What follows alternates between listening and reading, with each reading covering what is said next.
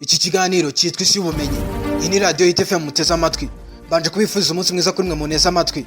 Cyane cyane abakerarugendo. Kuko uyu munsi njye kubabwira ku ishyamba riteye bwa ku isi, aho nta muntu wahirahira nifuza kuri rota. Ari ryo Amazon Rainforest. Wifuza ibiganiro byanjye wajya kuri YouTube wandika Mesh Videos, ubundi ubasha kanda subscribe. Mureke mbatembeze mw'iri shyamba. Njye ndi Sano Chire. Amazon ni ishyamba rinini ku isi ririmo byinshi bitangaje ndetse binateye ubwoba. Harimo ibiti bigenda, ari byo twita walking palms, ndetse n'ibindi byinshi, utibagiwe n'ibiti biryana ibyo bita kapoke, seba petandara na mahogany, sweetenia marcophia. Ibi by'abantu ugize ibyaha ukajugunywa muri iryo shyamba, ntuzirwe yego ushakisha aho usohokera ngo uvemo. Byabyiza ukize imbaraga zose mu gusenga kugira ngo Imana ikwakire mu bayo. Ubunini bwa Amazon inshuro 10 yazenguye ujyanyije n'igihugu cy'Ubwongereza, ugatanyaho n'ibirwa bya Ireland. Iri shyamba riri muri Amerika y'Amajyepfo, rikaba ariko hakubiga 9 bya Amerika y'Amajyepfo, ari byo Brazil, Peru, Colombia, Ecuador, Bolivia, Venezuela, Guyana, Suriname na French Guyana. Gusa igice kinini cy'iri shyamba gereye muri Brazil. U Rwanda rwa Kanyarwanda rwahanzwe n'Imana rwo uruganyije n'ishyamba rya Amazon mu bunini cyase mu buso rungana n'ibirometero 26,338. Nawe ishyamba ryo ringana n'ibirometero 5,500,000. No kuvuga ko iri shyamba rikubye u Rwanda 210 mu bunini.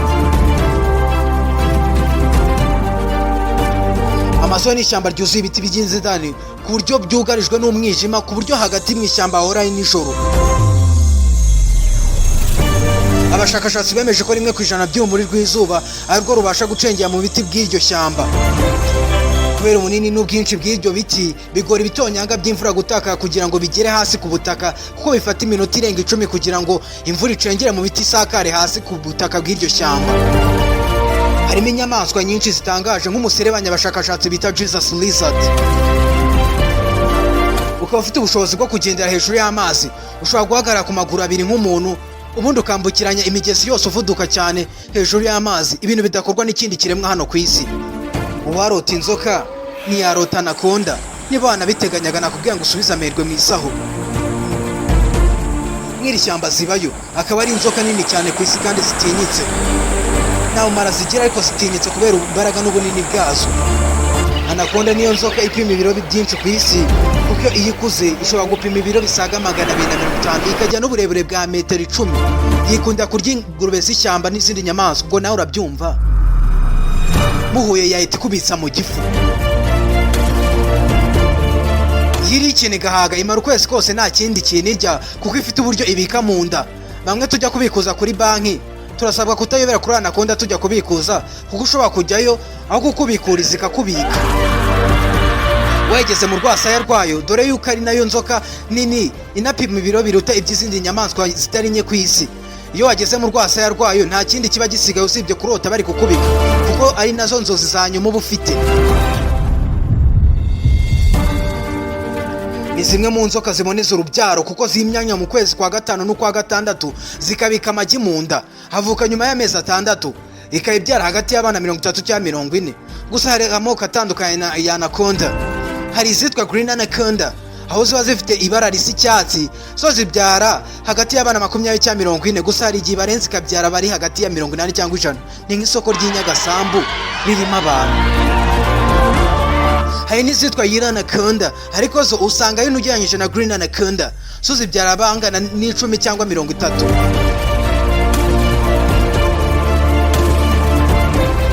Izi nzoka zibyara ibyana bingana na santimetero 60.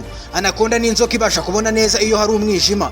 Ushobora kwigira ibuye cyangwa umugina ukayicaraho, gusa kaba kakubayeho. Ugize ibyaha ugahura na Anaconda, byaba byiza wirukanye mu kubutaka, kuko Anaconda mu mazi ni nk'umwambi urashwe kure. Nakubwiye ngo nubona wisanze mw'iri shyamba, niyo haba ari mu nzozi zayo turirimba aheza mu ijuru tuzahuriraho abagenzi.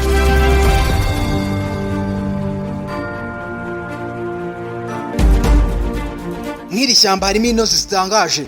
Sinzi ko bwa zindi zacu zitondagira nk'izihunze zigana ku misozi nk'abazungu bakereye urugendo. Ahubwo ngiye kubabwira iso muri Amazon zananiranye nk'umuze wo kunywamo tuhagaze. Kunywamo tuhagaze ni umuziro, ariko bikorwa nk'ikirori cyo gutaha ubukwe. izi ntozi zo muri Amazon iyo uriwe nazo ugira ububabare bungana nko kuraswa isasu mu kaguru, ukanabyimba n'umubiri wose kubera ubumara.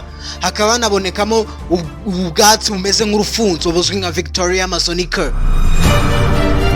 Kuremba hejuru y'amazi bushobora gukoreshwa nk'ubwato ku buryo niyo wakicara hejuru ukomeza kuremba nk'ishashi iteretse ku kijerekani muri Nyabarongo. Mbese iyo shashi nta kiro na kimwe ibipima, ni nkawe iyo ureremba kuri ubwo bwatsi. Abarobyi aho barobeye hose umusaruro wose babonye ntuzabashe kubajyana kurobera mu mugezi wa Amazon, no kuvuga ko baba babonye indobani bwa nyuma, kuko habayo isamaki ipima ibiro 21 21 kilograms bayita electric eel. Igira amashanyarazi mu ruhu rwayo, nkuba ingona yishutse ikarya cyangwa igafata ku murizo wayo, ifatwa n'umuriro w'amashanyarazi igataha yimyiza imoso.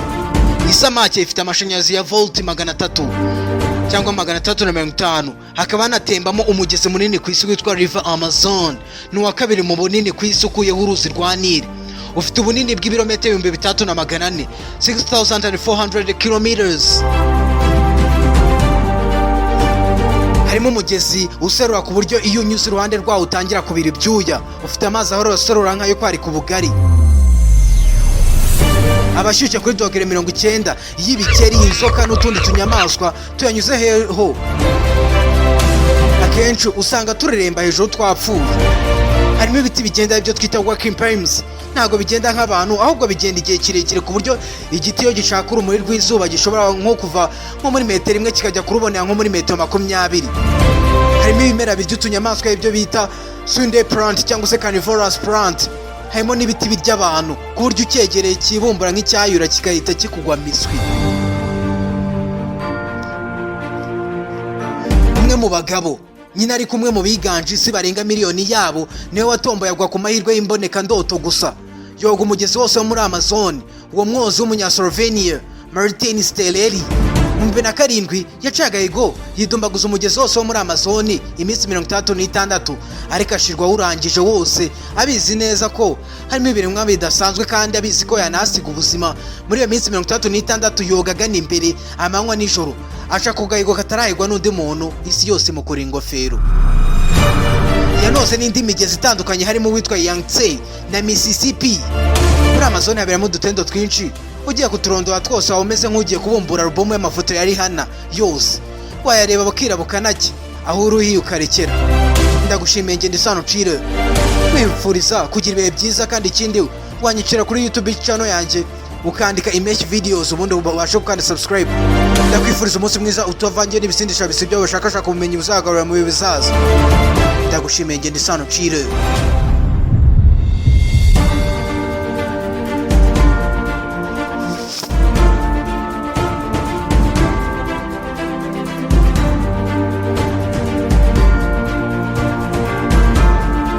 Biggest forest in the world. The biggest forest in the world. The biggest forest in the world. The biggest forest in the world.